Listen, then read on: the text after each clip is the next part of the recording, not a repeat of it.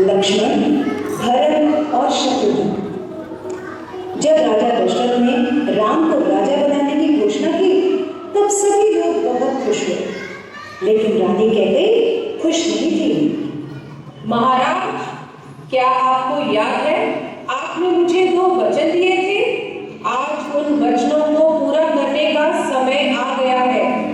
मेरा पुत्र भरत राजा बने और राम 14 वर्ष के वनवास को जाए। राजा दशरथ की आज्ञा पाकर राम और लक्ष्मण सीता के साथ 14 वर्ष के वनवास के लिए चले गए।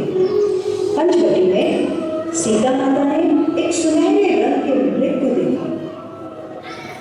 रंग सुनहरा वृक्ष अति सुंदर, सीता मन को भाए, कोई जाए इस नदी को अति शीघ्र ले आए। सीता माता की इस बात को सुनकर श्री राम मृग की खोज में जंगल की ओर निकल गए। बहुत देर हो गई, प्रभु राम अभी तक लौटे नहीं।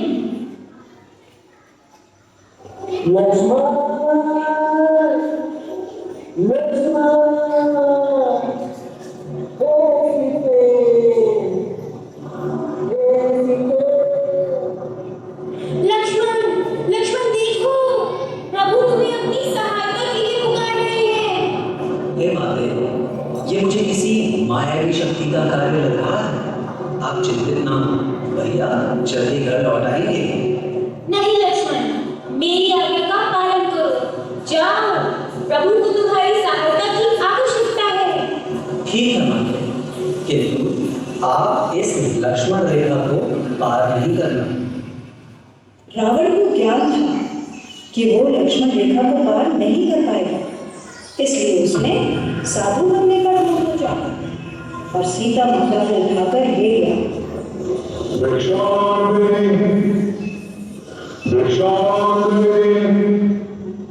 हे मुनिवर, भिक्षा स्वीकार कीजिए।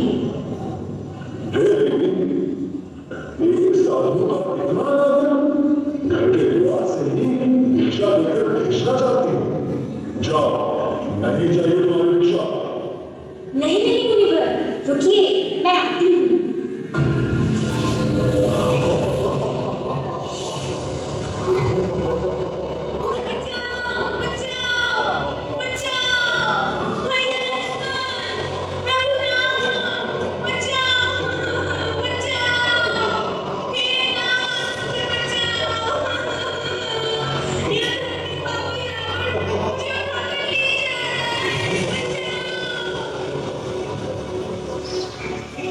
राम और लक्ष्मण सीता माता को कुटिया में ना पाकर बहुत चिंतित हुए और उनकी खोज में निकल गए।